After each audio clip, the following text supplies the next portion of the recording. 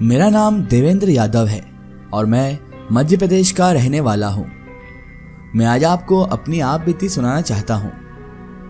मैं हिंदुस्तान की एक जानी मानी कंपनी में ऑपरेटर का काम करता था। साधारण सा जीवन था और साधारण सा मैं आदमी था। मुझे इस कंपनी में नौकरी बड़ी मुश्किल से मिली थी क्योंकि यह हिंदुस्तान की जानी मानी कंपनी थी और इस कंपनी से 10 किलोमीटर दूर मेरा घर था। मेरे पास एक बाइक जिससे मैं अपना घर से कंपनी और कंपनी से घर का सफर पूरा करता हूँ। मेरी जिंदगी बहुत अच्छे से गुजर रही थी और इस कंपनी में जब से मैं काम करने लगा था तो मेरा जीवन सेटल हो चुका था और मेरा जीवन बहुत ही अच्छी तरीके से, खुशहाल तरीके से गुजर रहा था। एक दिन ऑफिस से मैं जब घर जा रहा था तो रास्ते में मुझे एक कॉलेज जिसमें मैंने अपनी ग्रेजुएशन पूरी की थी, जहां से मैं खुद ग्रेजुएशन की डिग्री लेकर निकला था, उसके बाहर ही एक लड़की दिखाई दी। बहरहाल मैं ऐसे तो कॉलेज कभी जाता नहीं था क्योंकि मैंने डिग्री पूरी कर चुकी थी वहां से और उसके बावजूद भी मुझे जाने में इंटरेस्ट भी नहीं था। लेकिन उस दिन मैंने कॉलेज के बाहर एक लड़की को खड़े देखा जो मुझे देखकर मुस्कुरा रही थी। अब आप ये तो नॉर्मल नेचर जानते ही हैं जेंट्स लोगों का या मेंस लोगों का या बॉय लोगों का कि आपको अगर देखकर कोई लड़की मुस्कुरा दे तो ये मानो हमारे लिए तो 7वें आसमान पर होने के बराबर है। और यही इंसान सोचता है कि यार आज का दिन तो बहुत अच्छा जाने वाला है क्योंकि लड़की ने मुस्कुरा कर देख लिया। और मैं भी इसी नेचर का था। जैसे ही उसने मुझे मुस्कुरा कर देखा मैंने उसे टालते हुए घर की ओर निकल पड़ा और मैंने भी उसे एक स्माइल पास कर दी जाते जाते। वो लड़की दिखने में काफ़ी खूबसूरत थी, लेकिन कहते हैं ना कि जब इंसान का दिल और दिमाग उसके फोकस की तरफ हो, उसके काम की तरफ हो, तो इंसान फिर इन झमेलों में नहीं पड़ता है। और मैंने भी उस दिन यही किया, उसे टालते हुए मैं घर की ओर निकल पड़ा। दूसरे दिन जब मैं फैक्ट्री से वापस अपने घर जा रहा था तो मुझे वापस वही लड़की उसी जगह पर दिखाई दी, यानी कि कॉलेज के बाहर, और उस वक्त भी वो मुस्कुरा रही थी और मैं भी मुस्कुराता हुआ उसके सामने से निकल पड़ा। मुझे उसकी प्यारी सी मुस्कान से अब धीरे धीरे लगाव होने लगा था, प्यार होने लगा था। लेकिन मैंने कभी रुकने की कोशिश नहीं की क्योंकि मैं इस मिजाज से बहुत फट्टू था। मेरे कॉलेज में भी मेरा एक लड़की पर क्रश था, लेकिन मैं उसे कभी अपने दिल की बात कह नहीं पाया, कभी मोहब्बत का इजहार कर ही नहीं पाया। और अब जिंदगी काम काज में इतनी ज़्यादा उलझ चुकी है कि उस लड़की को देखे को ज़माना गुजर चुका है।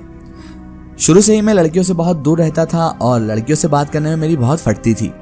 लेकिन कहते हैं ना कि ज़िंदगी जब फाड़ने पर आती है तो फिर लड़की से फटना भी दूर हो जाता है। बहरहाल वो लड़की कई दिनों तक मुझे दिखी और एक दिन वो मुझे नहीं दिखाई दी।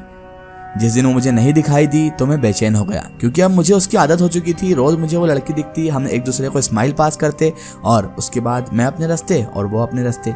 यही इतना सा टच ही मेरे लिए इतना ज़्यादा दिल को छू गया था कि अब मैं बेचैन होने लगा था कि मुझे आज वो लड़की क्यों नहीं दिखाई दी। लेकिन मैं उसके बारे में कुछ जानता भी नहीं था और तो और ना कभी उससे बात की थी, इसलिए अब मेरा उसको पता लगाना भी नामुमकिन था। क्योंकि मैं पता लगाता तो किस बिना पर या किस नाम से या किस जगह पर पता लगाता। कई दिनों तक उस लड़की को नहीं देखने से मैं बेचैन रहा। कई बार तो मैं कंपनी से जल्दी निकलकर उसका इंतजार भी करता कि शायद वो मुझसे पहले निकल जाती हो, या मैंने उसको बात नहीं की इसलिए वो मुझसे नाराज होकर पहले ही चले जाती हो, या उसका मुझ तरफ से रुझान हट गया हो। लेकिन ऐसा कुछ भी नहीं था। वो मुझे जल्दी आने पर भी नहीं दिखी। उसके बाद धीरे धीरे मेरे दिमाग और जहन से वो लड़की जाने लगी और अब मेरा फोकस वापस मेरे काम की तरफ हो चुका था। क्योंकि जब मैं उसको तलाश करने आता था जब मुझे वो मिलती नहीं थी तो इसलिए मैंने भी अपना ध्यान उसकी तरफ से हटा लिया और उसे एक अधूरा ख्वाब समझकर अपनी ज़िंदगी से निकाल फेंका और वापस से अपनी वही रोज़मर्रा की ज़िंदगी मैं गुजारने लगा। अभी मेरी रोज़मर्रा की ज़िंदगी गुजारते हुए कुछ ही दिन गुजरे थे कि एक दिन अचानक मेरे मोबाइल पर किसी अनजाने नंबर का फ़ोन आया। अननोन नंबर से एक फ़ोन आया। मैंने फ़ोन उठाया तो सामने वाली कोई लड़की थी। उधर से एक लड़की बोली। उसने मेरा नाम पूछा पहले तो और उसने कहा कि आपका नाम क्या है, तो मैंने बताया कि मेरा नाम देवेंद्र है।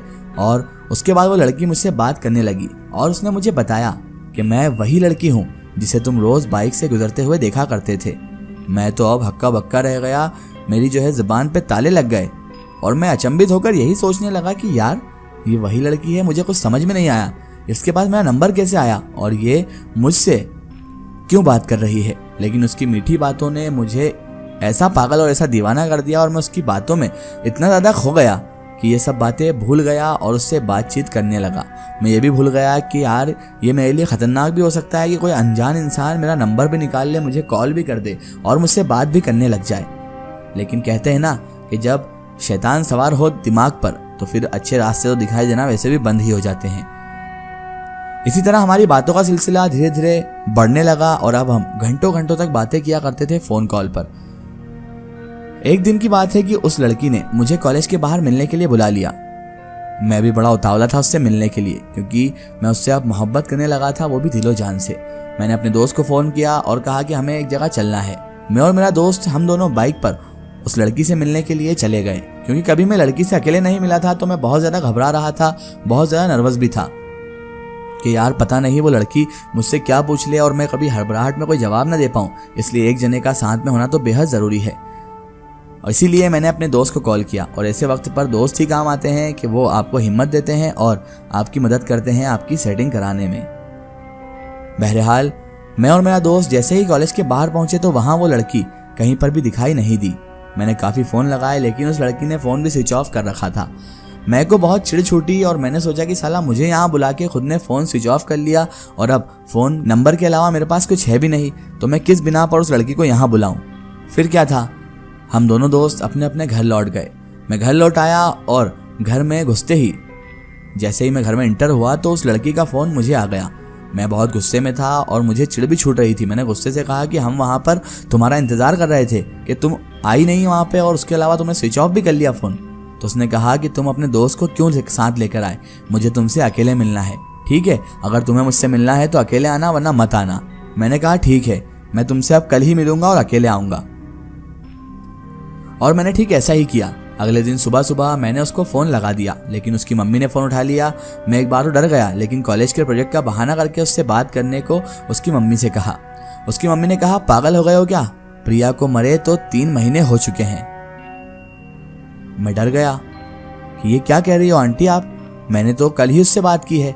मैं हक्का बक्का रह गया और मेरे हाथों से मोबाइल छूट गया जब उन्होंने ये कहा कि 3 साल पहले जिस लड़की की तुम बात कर रहे हो उसकी मौत हो चुकी है और वो मर चुकी है। अब मैं बुरी तरह से कांपने लगा। मैंने सोचा जिस लड़की को देख रहा था और जिससे मैं बात कर रहा था वो एक आत्मा थी। मुझे फिर भी विश्वास नहीं आया।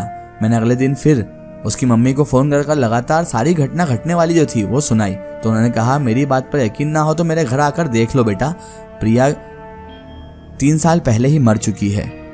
मैं उसके घर गया तो प्रिया के फोटो पर माला लगी थी। उसकी माँ ये घटना सुनाकर भावुक हो गई। लेकिन उस दिन मैंने अपनी वो सिम निकाल कर फेंक दी और नए नंबर ले लिए और फिर कभी मेरे नंबर पर वो फ़ोन भी नहीं आया। लेकिन आज भी मैं अनजान नंबर से अक्सर सहम जाता हूँ। दोस्तों, ज़िंदगी में कुछ चीज़ें ऐसी होती हैं जिस पर आपको यकीन करना पड़ता है ना चाहकर भी। और मेरी ज़िंदगी की यह घटना भी इसी तरह की घटना थी जिस पर मुझे ना चाहकर भी यकीन करना पड़ा। क्योंकि मैंने उससे बात भी की, उसे देखा भी, उसे देखकर मुस्कुराया भी। हाँ, ये ज़रूर है कि मैं उससे मुलाकात नहीं कर पाया और मैं शुक्र भी मनाता हूँ इस बात का कि मैं उससे मिला नहीं। क्या पता अगर वो मुझे मिलकर मार देती तो मैं क्या कर लेता। ये भी होता कि मैं अपनी जान से हाथ धो बैठता या फिर वो मुझे अपने वश में कर कुछ मुझसे ऐसा काम करा देती जिससे मैं मुंह दिखाने लायक भी ना बचता। इसलिए मैं शुक्रगुजार हूँ ऊपर वाले का कि उसने मुझे इस आफत से बचा लिया।